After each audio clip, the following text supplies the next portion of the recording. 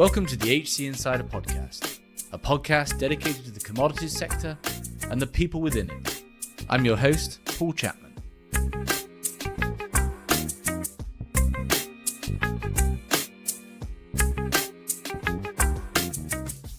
Today we're talking coal and the coal market.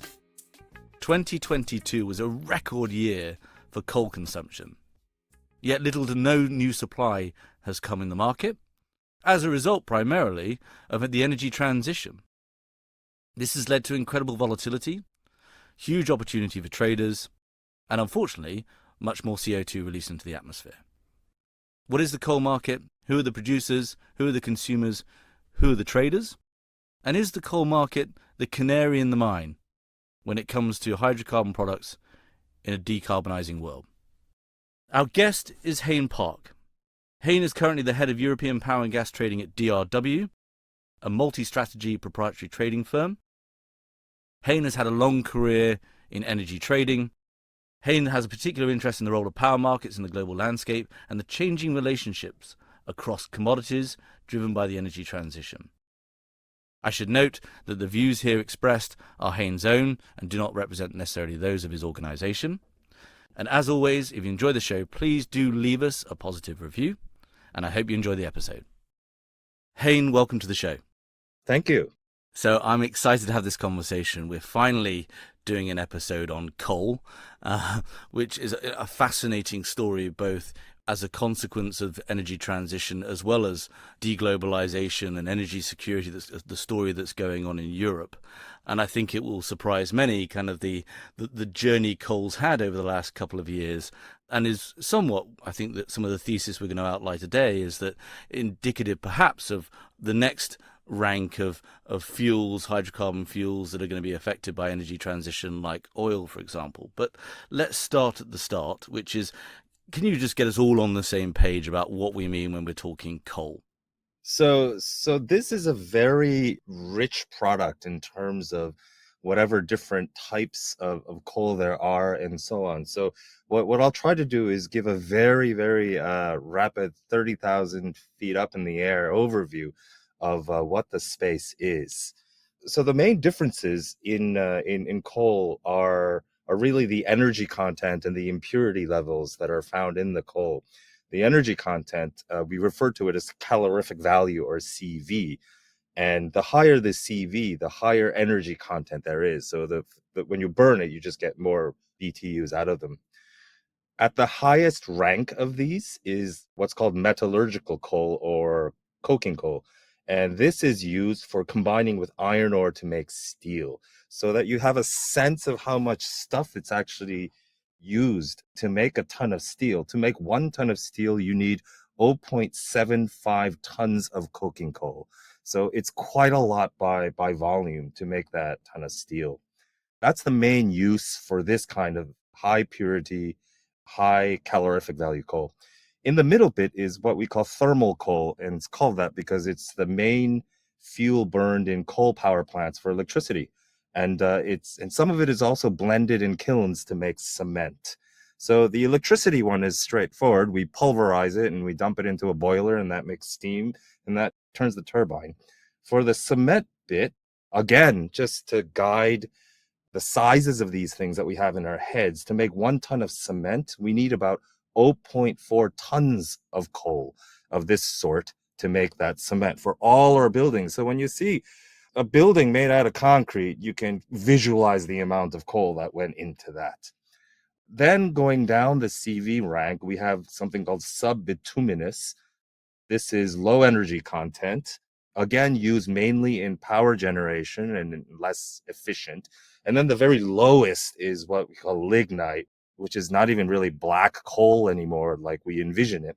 And it has the lowest energy content. And again, it's mainly used in power generation. So the main story here is that the bulk of the coal that is mined in the world is used for energy. And lignite presumably will pop up again in this story, given what Germany is currently doing with it.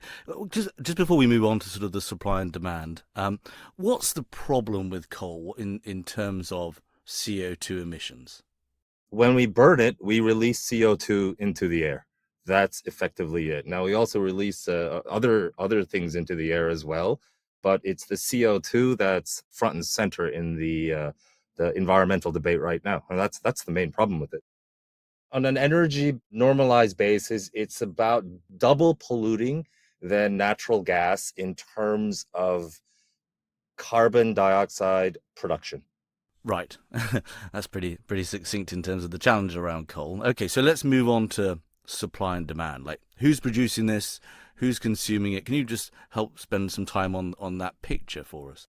The global supply and demand is very roughly around 6 billion tons per year. And the top three in terms of mining is China, who produces about 4 billion tons a year, India, about 800 million tons a year, and Indonesia of about 500 million tons a year. So, overwhelmingly, in terms of mining activity, number one is China. The US and Australia are actually not too far behind Indonesia. We know about Australia, but we don't really think of the US as a huge coal miner, but they do mine a significant amount, and they're tied for fourth place at around 450-ish million tons a year. So from the supply side, it's an interesting mix of developed and developing nations. And of these, the U.S. is the one with the most advanced carbon markets. Russian coal is mentioned quite a bit. It's a little bit behind the U.S. at around 400 million tons. On the demand side of the equation, again, it's China consuming about 4 billion tons out of that 6 billion ton world footprint. India consumes about 1 billion tons a year. And once again, the US consumes quite a bit, about 400, 500 million tons per year. I'm right in thinking that 2022, well, and we'll come on to prices in a minute, but 2022 was a record year for consumption of coal. I mean, the number I've been reading is like 8 billion or so for 2022. That's right. I think the Europe is actually the easiest example of this to see. 2022 was the year because of the rise in gas prices. We needed to lose gas demand by quite a bit. And what other sources of fuel were available? Well, in the case of Germany, they postponed the retirement plans for the coal plants. So the market essentially reached for coal to keep the lights on. And again, they postponed more of their nuclear. So the world reached for nuclear. So what I like to say is it's an unfortunate event, but when the going got tough, we reached for nuclear and coal. So that differential between 6 billion tons being produced and 8 billion tons being consumed, was that 2 billion tons coming out of storage? Oh, definitely not. No, it's you can't store that much coal. First of all, the piles of it would be immense, and secondly, the coal has an interest. There's quite a lot of idiosyncrasies. You can't infinitely keep piling coal on top of each other. Although to us, it just looks like a rock. Physical coal traders who are veterans will know that interesting things happen when you pile too much coal on top. Namely, that it can spontaneously combust. It can just catch fire. And it's not an unknown thing. And that happens because large piles breathe somewhat. When they lose moisture because of dry, they contract. When they gain moisture, they expand. And it's this contraction and expansion that kind of thermally activates the coal. So you could get fires happening inside and you wouldn't necessarily know. So you can't pile coal that high. Now that 2 billion ton comes from really it's an accounting thing because coal exists in a spectrum of different kinds of grades, very, very low rank all the way to very high rank. Now, when they cite that 8 billion ton marker metric, they're citing every single conceivable type of coal at every calorific value, whereas the 6,000 numbers are when you try to take averages, normalize it to a certain most common grade, i.e. power station coal, and you knock out things like coal used for refining and metallurgy purposes. Right. Okay, good stuff. Okay, so let's move on to the generation picture, and maybe we can take it at kind of like the longer view over the last decade, and then we can contrast that to kind of what happened last year in the wake of, frankly, Russia's invasion of Ukraine and other ongoing supply disruptions and so forth. But yeah, can we start sort of a bigger picture over the last decade of how coal, particularly, well, has been used in power generation? I think it's we can a good example of its evolution is China and the US, I think. China has always depended heavily on coal, and it still depends very heavily on coal. Right now, its power mix is about 60% of coal, and the rest of it is hydro and in a variety of other fuels on the margin. But it's predominantly a coal market. And the same goes for India, where about 75% of the electricity comes from some form of coal. Now, the China's investment in this space is to the point where, like, even now, China permits about 2 new coal plants per week, and that gives you a sense of how what their build rate is like. Now, the rest of the world has been in declining in terms of share terms, and the U.S. is actually an interesting example of this. Right now, about 19% of U.S. power comes from coal, and that number is sometimes shocking to a lot of people who don't see this stuff on a day-to-day basis and realize that the US still burns quite a bit of coal. But the interesting thing is, back in the year 2000, it's still a millennial year, but even in the back in the year 2000, about 50% of US power was coming from coal. So this has been a significant source of electricity in the last decade, though its share has been continuously going down as a result of the renewable buildouts that we've seen in many parts of the world. Overall, how much is coal responsible for in terms of the overall power generation globally?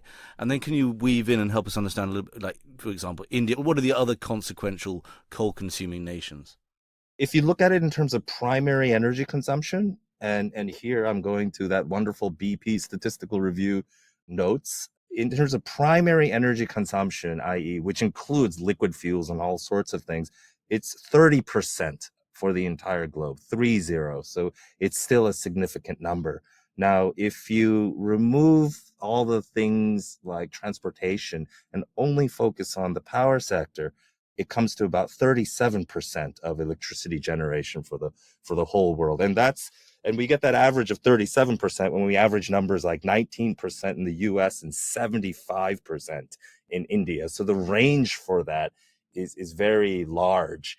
And given that until just a couple of years ago, when Henry Hub fell out of bed, coal per on an MMBTU basis was still for a long time it was the cheapest MMBTU on the planet. So it was always the first fuel that developing nations reached to as they were industrializing, as they electrify and grow.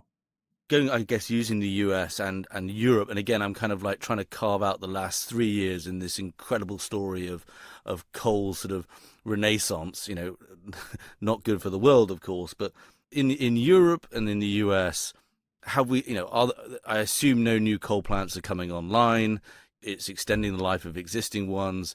Is the species dying out, so to speak, in the West?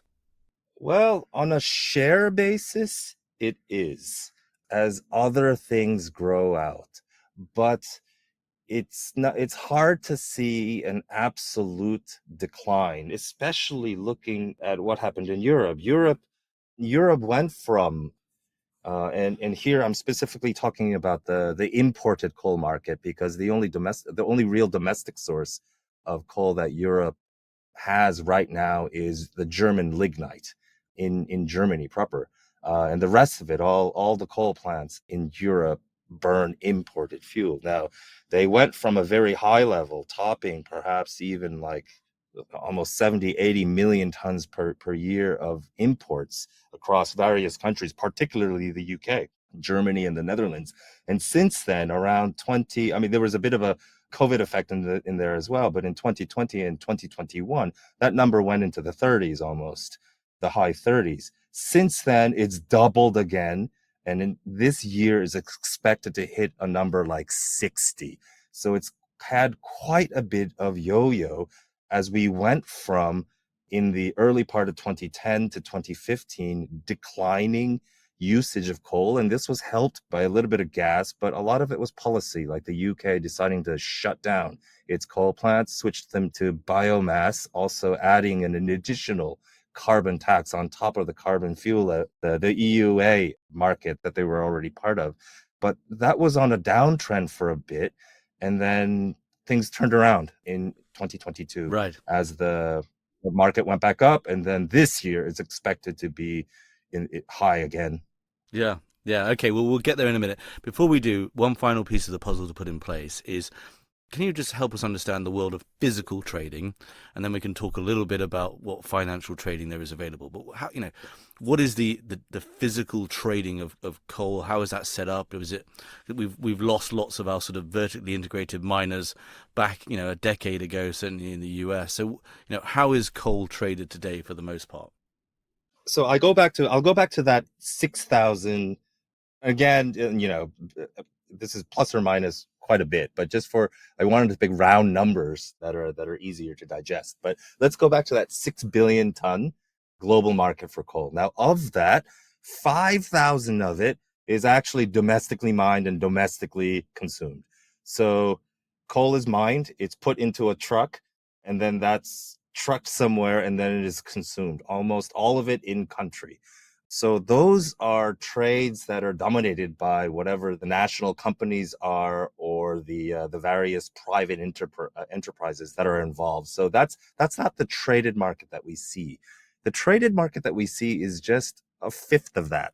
So about or less than that, 1,000 million tons of that 6,000 million ton market. And that's seaborne coal that is mined in one place. Again, one of the biggest exporters are Australia, Colombia, South Africa, Russia. And this coal is mined, trucked to a port, put on a boat, and then sailed somewhere else to consuming countries, importers like India, China, Europe, and so on. So when we talk about physical trading of coal, we almost always talk about that seaborne market, whose size is about 1 billion tons per year.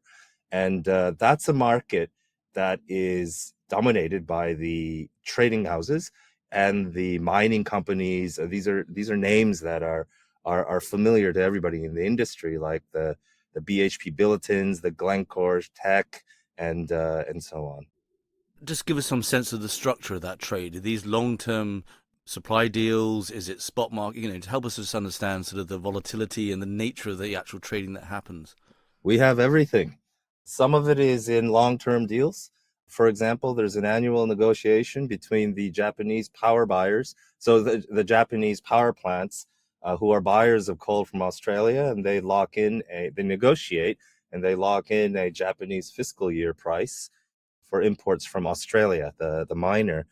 There are other longer term contracts as well that are tied to offtake agreements, freight agreements, and so on. But quite a bit actually happens in the spot market as well, whereas a miner will have a shipment available and that will be sold free on board or delivered ex ship somewhere, and various interested counterparties can bid on that and then take it, consume it, deliver it to a customer, or ship it somewhere else, or do what they like with it. So when we talk about the traded physical market, nearly all the time we're talking about this aspect.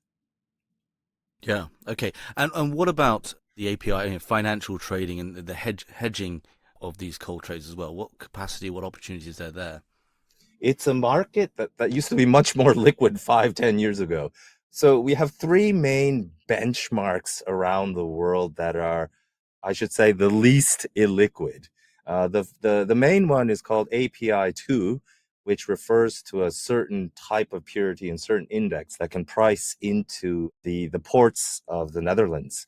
And that coal is delivered coal in Europe. Another index called API4, which is coal at origin in South Africa. And the last one is Newcastle, which is at Newcastle Port in Australia. And that's coal at origin as well. So these are the main three pricing points for coal that exists around the world. Now, there were some efforts, and to a certain extent, there's some other smaller indices as well, but many international contracts tend to be struck as differences to these three more liquid pricing points. Now Europe was chosen because at one point Europe was a big taker of coal, but it's since then it's no longer, but it remains as a liquid index. The HC Insider podcast is brought to you by HC Group, a retained search, intelligence and advisory firm focused solely on the global energy and commodity sector. With 6 locations across Asia, Europe and the Americas and over 50 consultants. To find out more, go to our website, hcgroup.global. There, you can also sign up for our HC Insider content for more interviews and white papers on relevant trends and talent impacts in the commodities world. You mentioned there the dramatic decrease in liquidity, and I really that's the sort of the story that we're about to now tell, right? I think thank you for setting up us so well.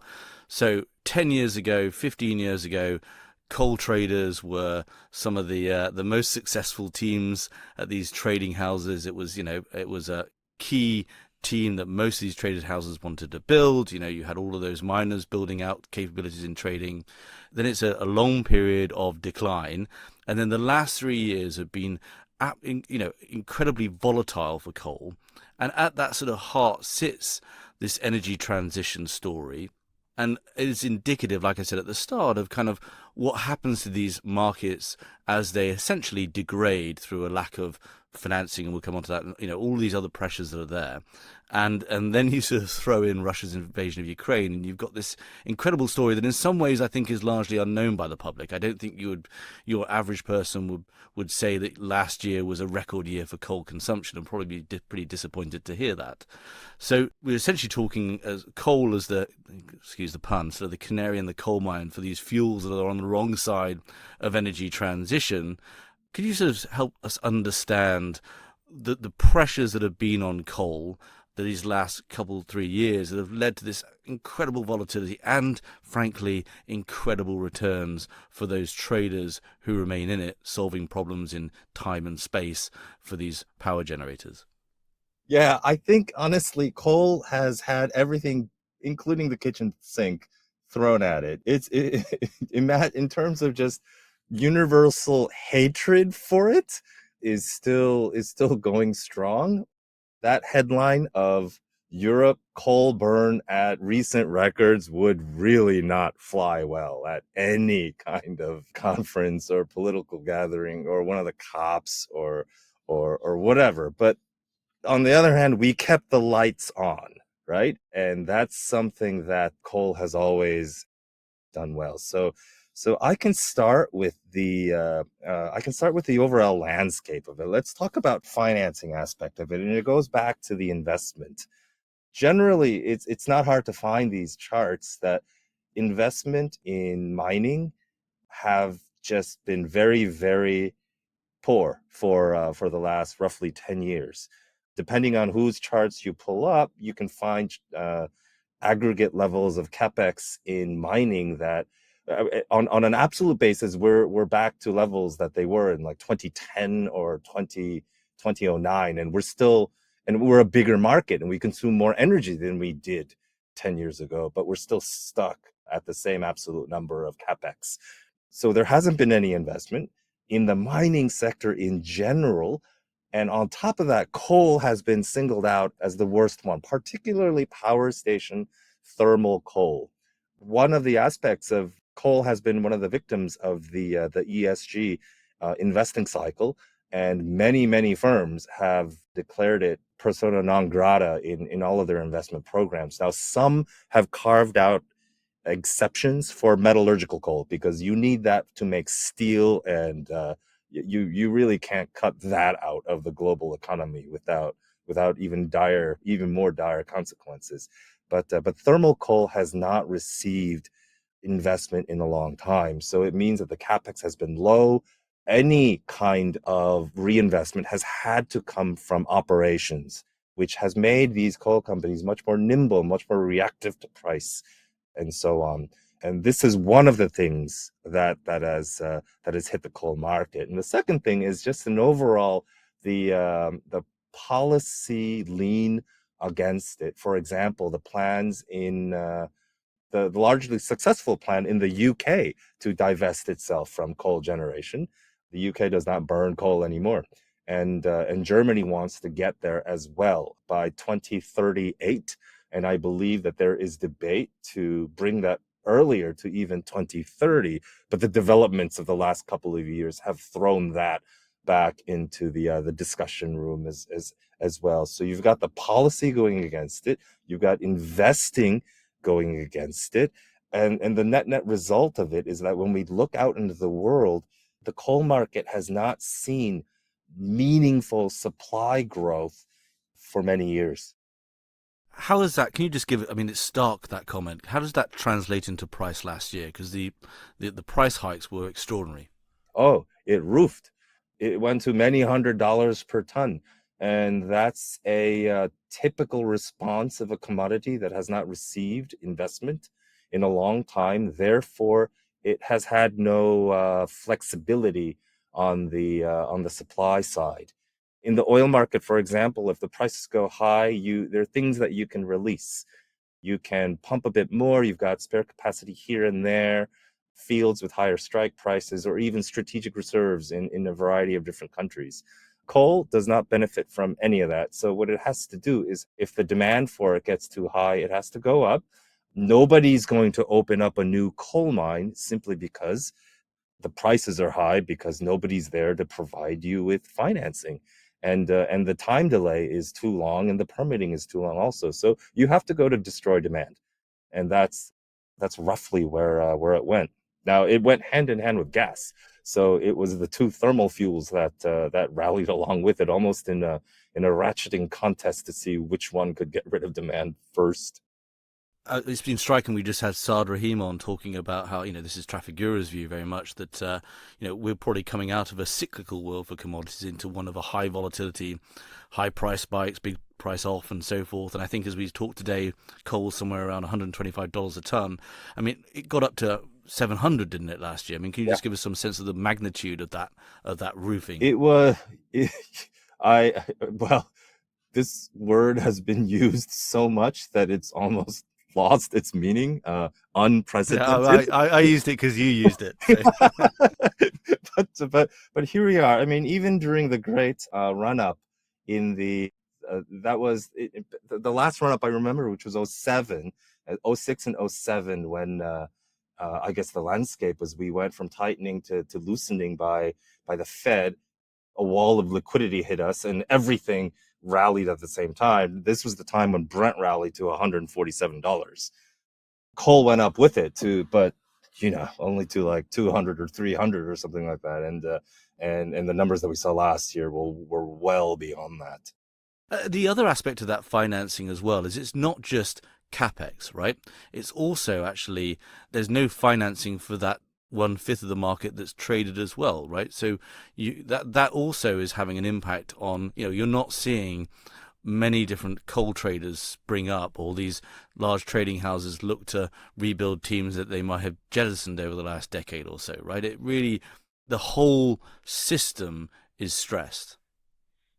Yes, the whole system is more expensive. Overall, just grossly speaking, we can assume just from the Fed funds rate going from 2 to 5, or not the funds rate, but going from lower than that to 4 or 5, we can just add that multiplicative factor to every single bit of insurance and so on. So it's not only have you had that effect, making everything more expensive, you've had players leave the commodity financing market.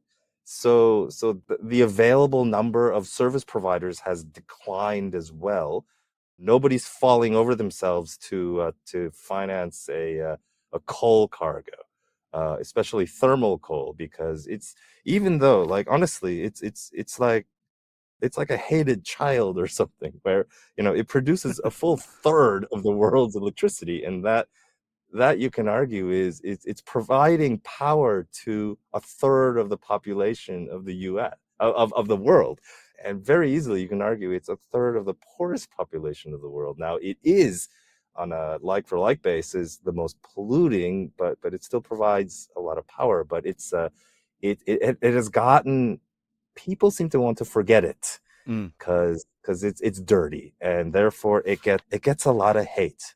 And now we're at the point where if you're trying to finance anything in coal, really the only people that will do it are like, I can count all the banks that are willing to still do this on one hand. Yeah. And that has real world consequences because, and this is kind of the somewhat unintended consequence of these valiant policies by financiers and the public and so forth. But if you look what's happening just in the US, for example, the mines are transferring out of the hands of large public companies into private entities that are usually sort of one mine only entities, and that has the ability for them to walk away, arguably, and there are examples of this, from remediation and pollution impacts of those mines down the line and even today. And you've got the privatization of trading, and and then as you say, you take it to the consuming populations like India, who are facing really high energy costs.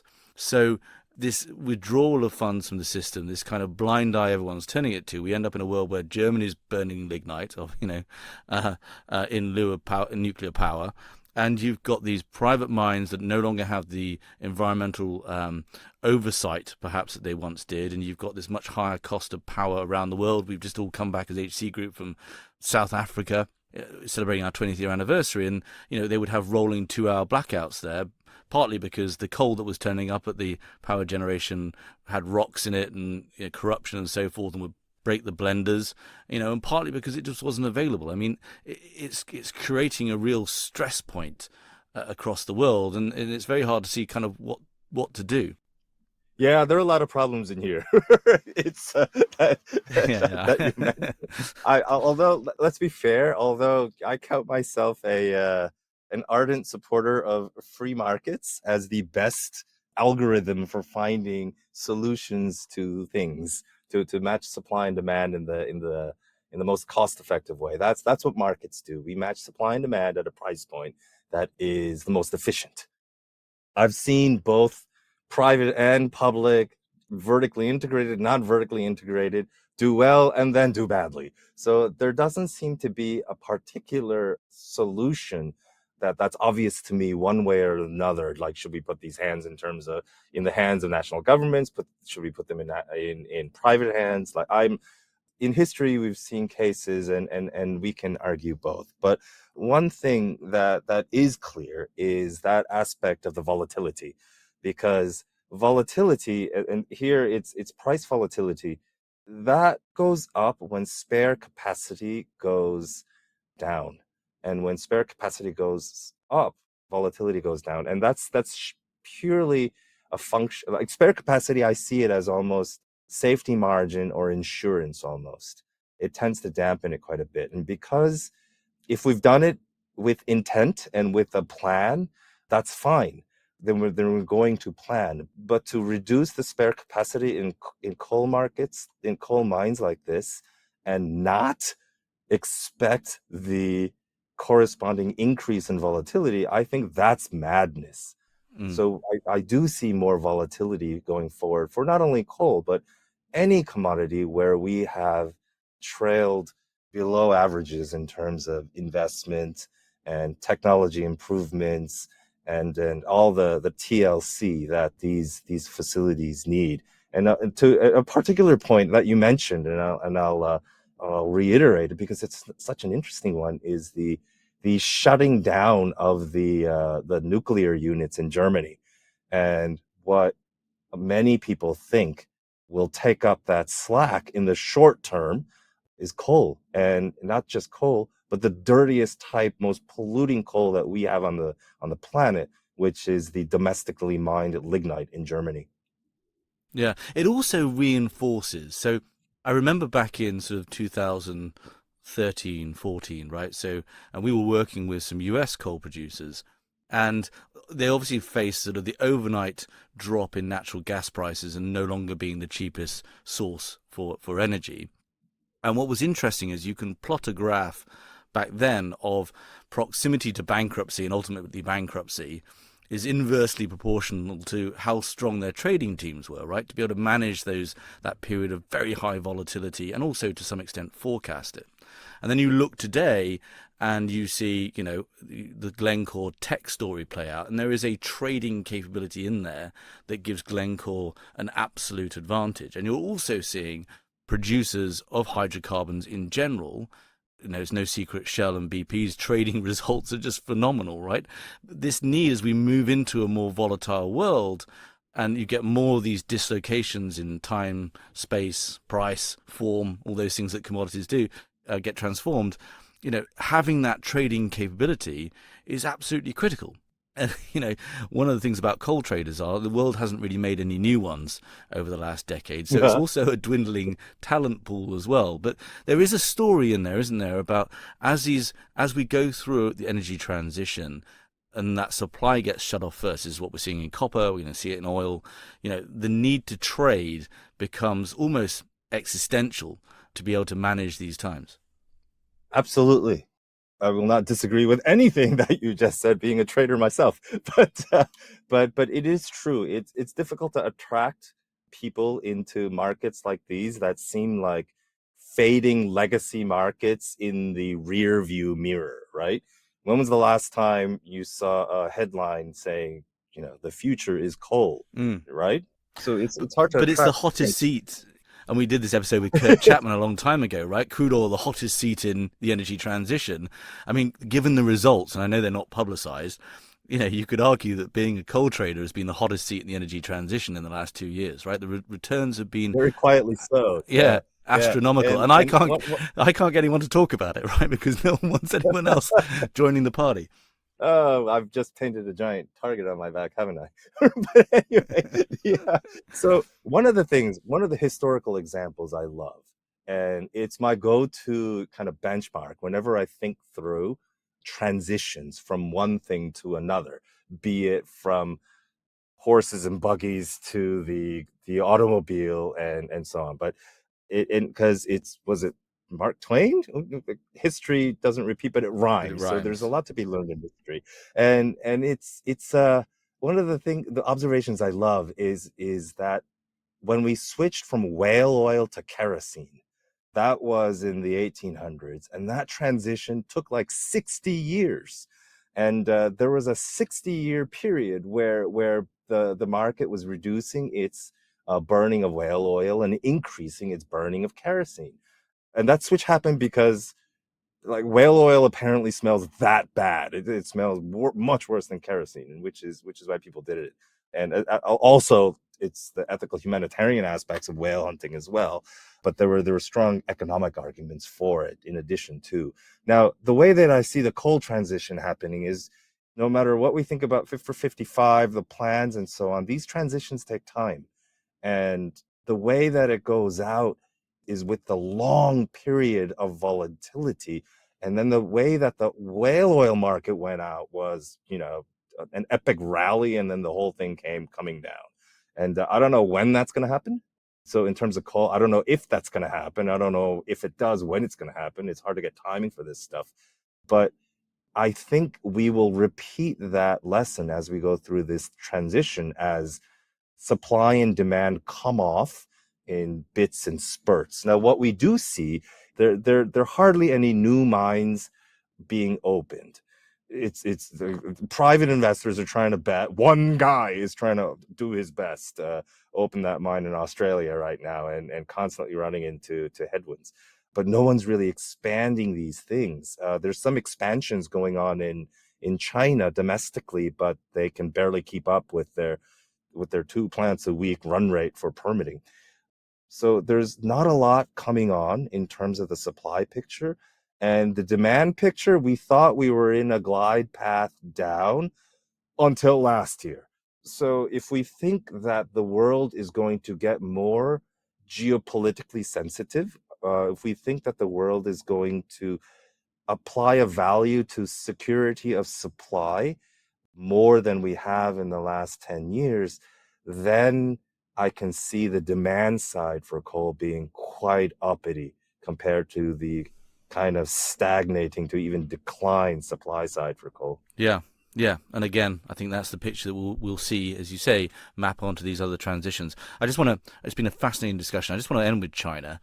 So they're permitting these 2 plants a week, and it's worth noting we've done a few episodes on battery metals. Lots of that energy is going into creating, lithium hydroxide that goes into our oh so clean, Teslas and so forth, right? I mean, it's all part of the same supply chain.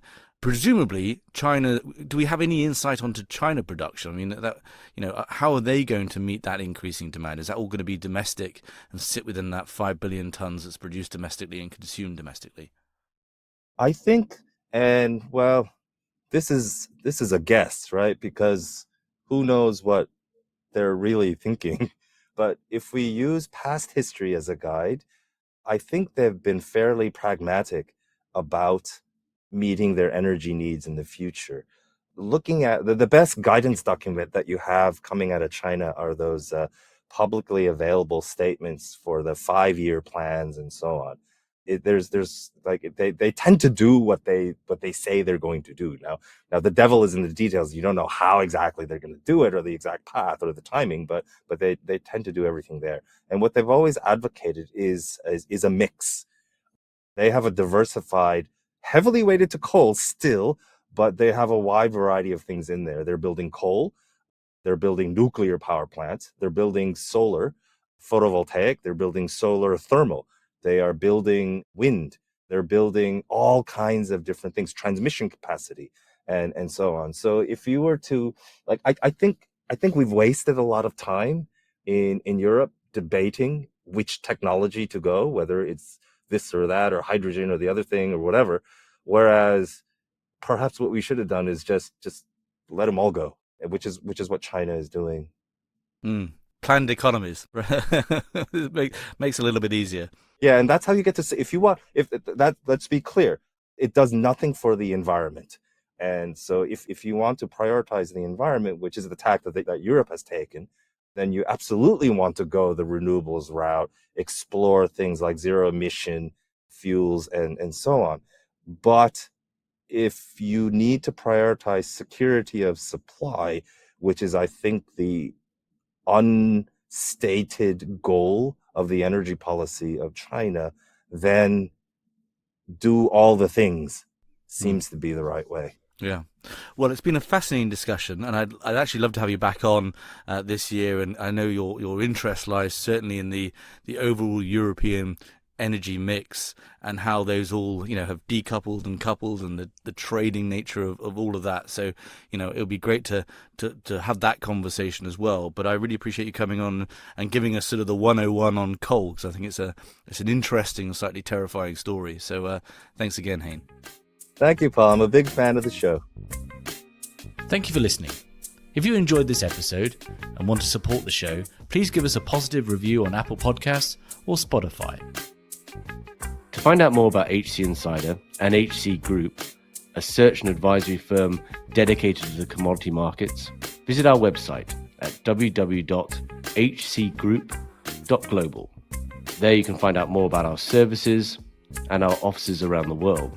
There you can also find more content, from interviews to insight pieces to more podcasts focused on the commodity value chains. Thanks again for listening.